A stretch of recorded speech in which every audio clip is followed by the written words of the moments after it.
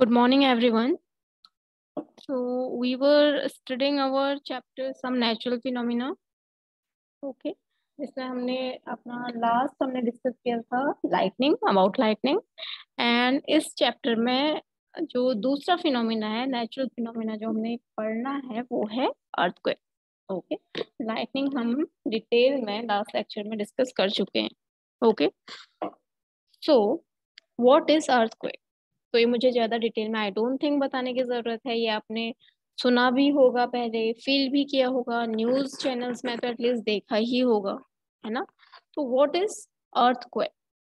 N earthquake is a sudden shaking, ठीक है ना, सडन शेकिंग और trembling of the earth which last for a very short time.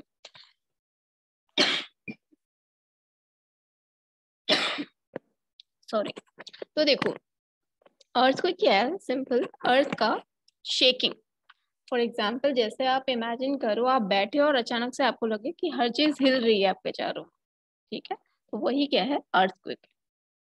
अब ये क्यों होता है, इसका कॉज, इसके जो क्या बोलेंगे हम इफेक्ट्स हैं, ठीक है ना, क्या क्या डैमेजेस इससे हो सकते हैं, क्यों ये डेंजरस अपने लिए है, और कब ये डेंजरस हो सकता है, कब नहीं हो सकता है, ये सब हमने इस लेक्चर में पढ़ना है।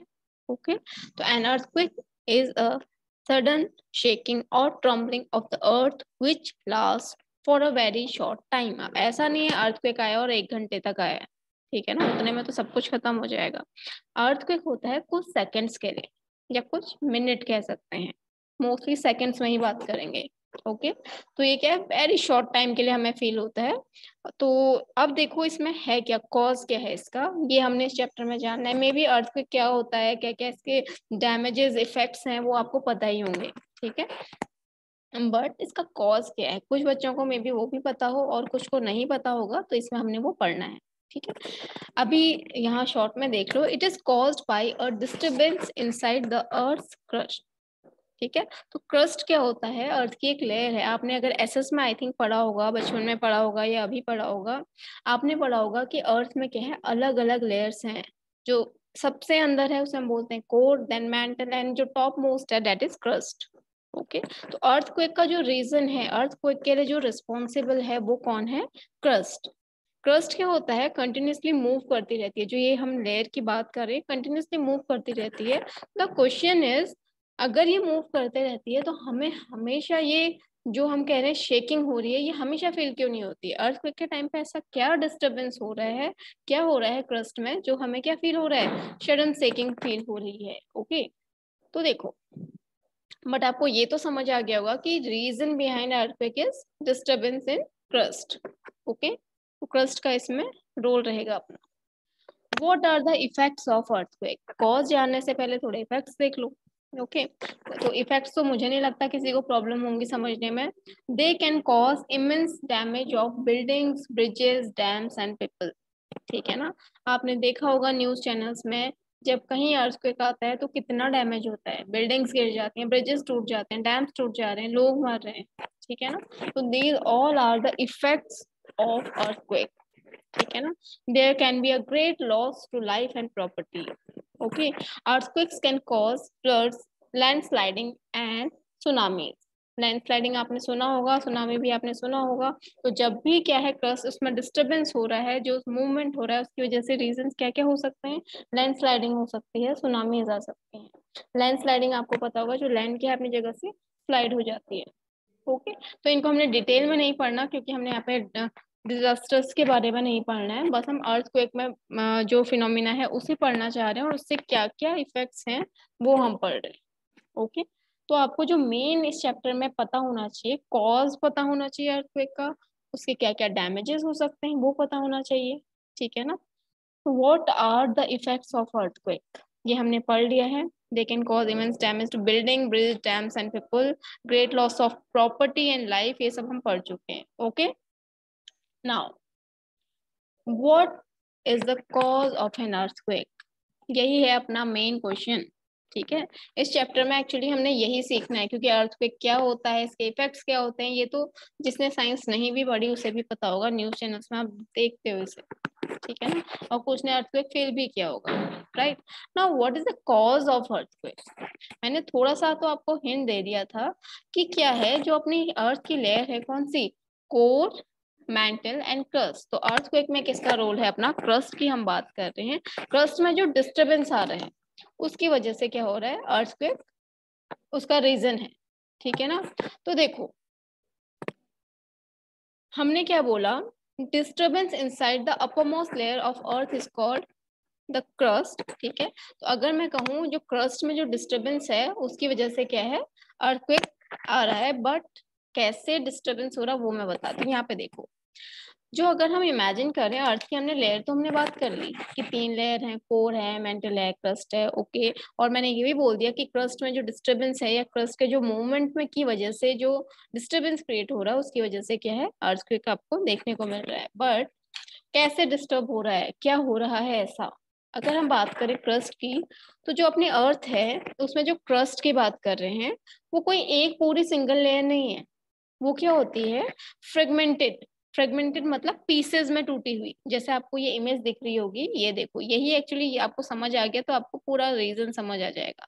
ये क्या है, देखो 2 पीसेस टाइप में आपको दिख रहा है। आप ऐसे इमेजिन करो, आपने एक सैंडविच बनाया पूरा और उसे बीच से कट कर दिया, मतलब ब्रेड की 2 स्लाइसेस ली, उनमें जो भी आपने फिल करना था बीच में आपने कट कर दिया। तो इस तरीके का आपको दिखेगा, जो एक कट है दैट इज 2 जो हम फ्रेगमेंट्स बोल रहे हैं वो है, ठीक है। तो जो क्रस्ट है वो एक सिंगल लेयर नहीं होती, फ्रेगमेंट्स की फॉर्म में होती है। तो ओके, यहाँ पे लिखा है देखो, the outer most layer of earth is fragmented, each fragment is called a plate. और हर एक फ्रेगमेंट को हम क्या बोलते हैं, एक प्लेट बोलते हैं।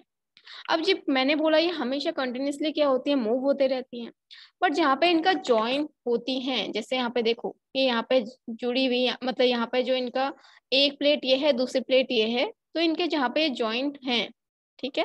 मतलब अगर यहाँ पे किसी वजह से थोड़ा बहुत ही आपस में टकरा गई, जैसे आप समझो 2 लोग चल रहे थे, चलते चलते वो पास ही चल रहे हैं और अचानक से थोड़ा सा क्या हो गए, एक दूसरे से टकरा गए, ठीक है ना। तो ये जो टकराना है इनका, यही क्या है, ये जो कोलिजन है इनका, यही क्या है रीजन, अर्थक्वेक का रीजन, ओके। तो अपनी अर्थ की लेयर्स में भी ऐसे ही होता है। अगर मैं क्रस्ट की बात करूं, फ्रेगमेंटेड होती है, मतलब अलग अलग पीसेस के फॉर्म में, हर एक फ्रेगमेंट को हम क्या बोल रहे हैं, प्लेट बोल रहे हैं। और हर प्लेट क्या होती है, कंटिन्यूसली मूव होते रहती है। बट कभी कभी क्या होता है, जहाँ पे ये एक प्लेट दूसरे से अलग हो रही है, फॉर एग्जाम्पल इस एरिया में, तो क्या होता है, ये जब मूव हो रही है तो एक दूसरे के कांटेक्ट में आ जाती है, कोलिजन हो जाता है, और इस कोलिजन की वजह से क्या होता है, डिस्टरबेंस क्रिएट होता है। एंड यही डिस्टरबेंस क्या है, अर्थक्वेक है, ओके। तो इसे पढ़ लेते हैं, क्या लिखा है, these plates are in continuous motion, okay, when they burst past one another or a plate goes under another due to collision, ठीक है ना, एक दूसरे के ऊपर चले गई। जैसे आपको सेकंड डायग्राम में दिख रहा है, फर्स्ट में क्या है, मूव कर रही थी, सेकंड में एक किसी वजह से टकरा गई और एक दूसरे के ऊपर डिस्टर्बेंस आपको दिख रहा है, ठीक है ना। तो due to this collision they cause disturbance in the earth crust. तो क्रस्ट में क्या आ गया, डिस्टर्बेंस आ गया। It is this disturbance that shows up as an earthquake. यही डिस्टर्बेंस क्या है, अर्थक्वेक है, ठीक है।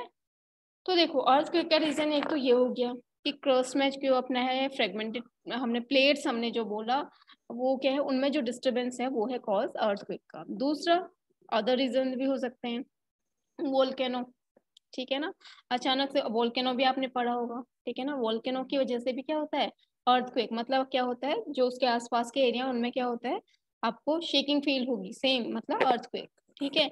या फिर हम कह रहे हैं कि कोई न्यूक्लियर एक्सप्लोजन, मतलब बहुत बड़ी आपकी जो एक्सप्लोजन हो रहा है, तो उसकी वजह से भी क्या आसपास के एरिया में क्या होगा, आपको फील होगा क्या, शेकिंग, जो मतलब हम कह रहे हैं अर्थक्वेक। तो ये भी अदर रीजंस हैं, ओके।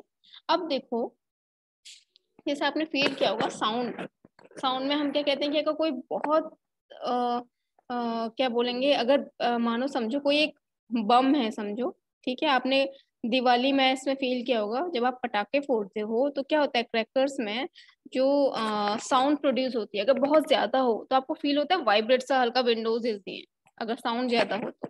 ऐसा ही कुछ यहाँ पे भी हो रहा है, तो इसलिए न्यूक्लियर एक्सप्लोजन हमने बोला है, ठीक है ना। उसकी वजह से भी क्या होता है, अर्थक्वेक का एक रीजन ये भी है, मेन रीजन लेकिन वही रहेगा, हमने क्या बोला, जो disturbance in crust, okay. However, most earthquakes are caused by the movement of earth's plate. मतलब जो 95% आपको वो रीजन वही है, movement of plates. Okay, now देखो, अब हम कहते हैं, आपने सुना होगा, अगर आपने एसएस में पढ़ा होगा, आप जब मैप बनाते हो तो वीक जोन्स आप वहाँ पे डिनोट करते हो कि यहाँ पे क्या है, कुछ एरियाज ऐसे होते हैं जहाँ पे अर्थक्वेक्स बार बार आते रहते हैं रहने. ठीक है, और कुछ होते हैं आते हैं बट कभी कभी आते हैं, कुछ में तो बहुत लॉन्ग टाइम तक आते ही नहीं. ठीक है ना, तो क्या रीजन है, कुछ एरियाज ऐसे होते हैं जिनको हम वीक जोन्स बोल रहे हैं. ठीक है ना, आपने देखा होगा उनको रेड जोन्स भी बोलते हैं. मतलब यहाँ पे अर्थक्वेक बहुत ज्यादा आता है, तो जैसे जापान में आपने सुना होगा कि वहाँ पे लोग घर अपने ब्रिक वगैरह के नहीं बनाते हैं, वहाँ पे लोग बनाते हैं, लोग हल्के घर, हल्के मतलब लाइक वुड यूज करते हैं. ठीक है ना, कि अगर अर्थक्वेक तो आता ही रहता है, इतनी बार घर टूटेगा या फिर वो खुद मरेंगे अगर ब्रिक वाले से अपनी बिल्डिंग्स है उनमें, तो हम दब के ऐसे ही मर जाएंगे. ठीक है ना, क्योंकि वहाँ फ्रिक्वेंटली अर्थक्वेक्स आते रहते हैं, तो वहाँ के घर का जो मटेरियल होता है वो भी क्या होता है, हल्का होता है. ओके, तो देखो, अभी वीक जोन से रेड जोन से कैसे हम डिसाइड करते हैं.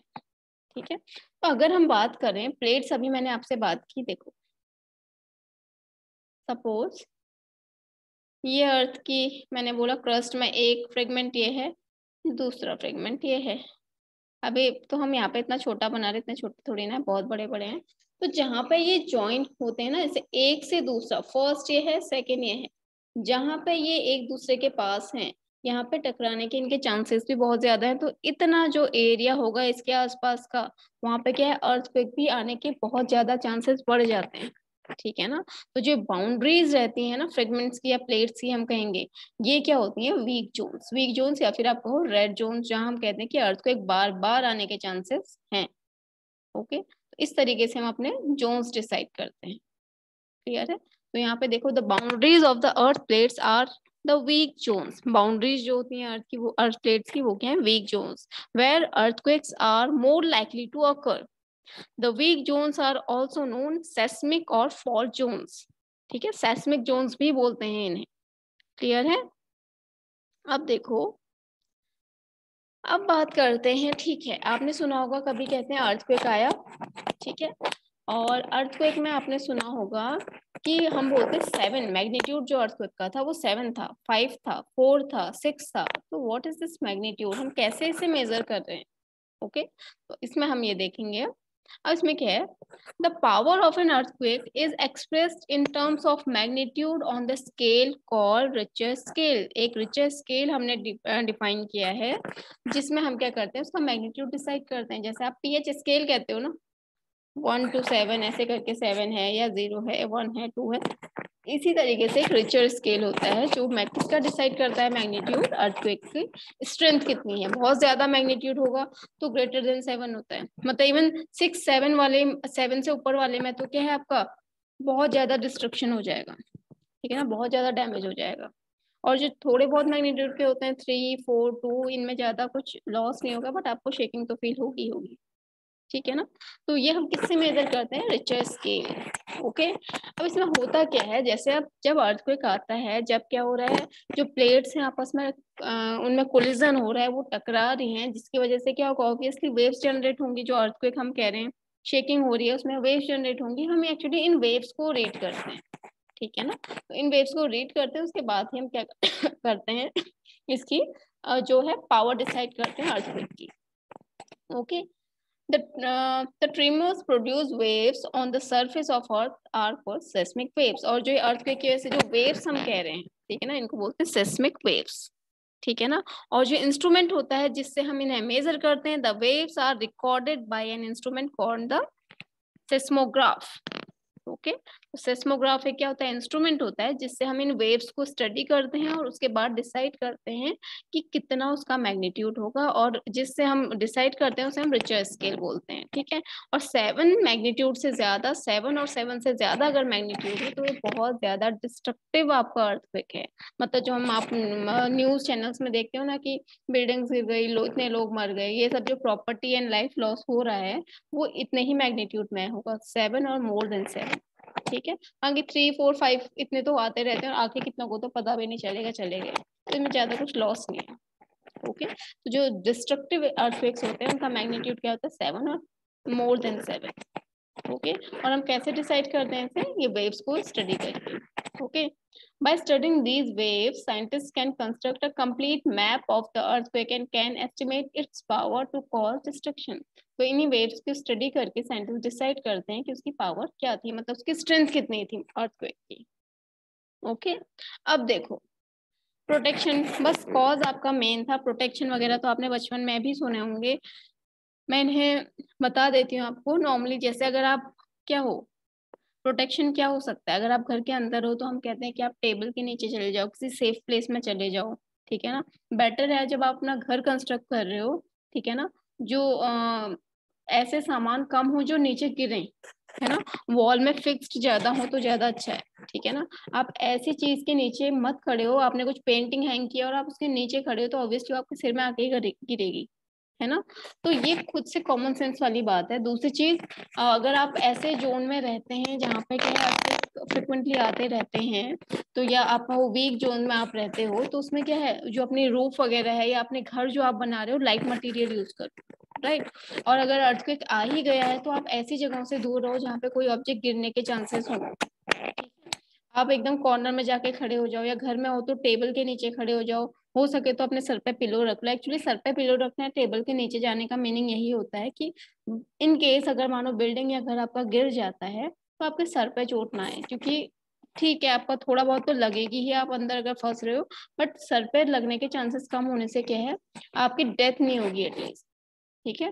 तो इसलिए हम क्या कहते हैं कि आप पिलो वगैरह रख लो अपने सर के ऊपर, टेबल के अंदर छुप जाओ, बट ऐसी जगहों पे खड़े मत हो जहाँ पे कोई ऑब्जेक्ट गिरने के चांसेस, जैसे वॉल क्लॉक है, फ्रेम्स हैं, ठीक है ना, जो भी हीटर वगैरह जो भी है आपका, ऐसी चीजों से दूर रहो। ओके दूसरा, अगर आप लिफ्ट में हो तो लिफ्ट का यूज मत करो, बाई चांस वो रुक गई या कुछ हो गया है, बिल्डिंग गिर गई तो आप उसी में फंसे रह जाओगे, ठीक है ना।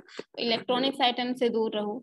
ओके अब देखो बाकी, अब यही चीजें बताइए, अगर आप घर के अंदर हो आप क्या कर सकते हो, देखो टेबल के नीचे आ सकते हो, खुद को कवर कर सकते हो, टेबल को पकड़ सकते हो, ठीक है ना। और एकदम रिलैक्स, मतलब रिलैक्स तो नहीं हो सकते, बट ऐसा नहीं है कि हड़बड़ियां इधर उधर भाग रहे हो, ठीक है। तो आधी तो टेंशन में गलत जगह पे आप चले गए या कुछ हो गया तो उससे और ज्यादा अलग एक्सीडेंट हो सकते हैं, हो सकता है अर्थक्वेक से ना मरो, किसी और रीजन से मर जाओ, ठीक है ना। दूसरा, ये जो आपके अलमेरा वगैरह हैं उनके आसपास खड़े मत रहो जिनके गिरने के चांसेस हैं, पेंटिंग वगैरह उनसे मत रहो। अगर बाहर हो तो बड़ी बिल्डिंग के नीचे खड़े मत हो, ठीक है ना। अगर आप ड्राइव कर रहे हो तो गाड़ी रोक दो, ठीक है, क्योंकि रोड भी कभी कभी बीच से वो हो जाती है, ठीक है ना। बाकी तो ये कॉमन चीजें हैं जो आपने पहले भी पढ़ा होगा। तो इस तरीके से क्या आप सेफ प्लेस ढूंढो अपने लिए। अर्थ में अगर आप फंसी जाते हो घर के अंदर और आप बिल्डिंग के मानो टॉप फ्लोर पे हो, नीचे आने के चांसेस है नहीं, क्योंकि मैंने वो लिफ्ट मत यूज करो, आप स्टेयर्स यूज करने तक तो अर्थक्वेक भी चला जाएगा, हो सकता है बिल्डिंग में गिर जाए। तो अर्थ के अंदर ही सेफ, सॉरी घर के अंदर ही आप सेफ प्लेस ढूंढो। लाइक आप टेबल के नीचे चले जाओ, पिलो अपने सर में रख लो, किसी कोने में चले जाओ, ठीक है। ऐसी चीजों से दूर रहो जो गिरने के जिनके चांसेस हो, ठीक है। दूसरी चीज, अगर आउटसाइड हो तो आपने क्या करना है, बिल्डिंग्स या पेड़ उनके नीचे नहीं रहना है, ठीक है ना। और हो सके तो खुली जगहों में चले जाओ, ठीक है ना, ग्राउंड ऐसा कुछ मिल जाए आपको तो।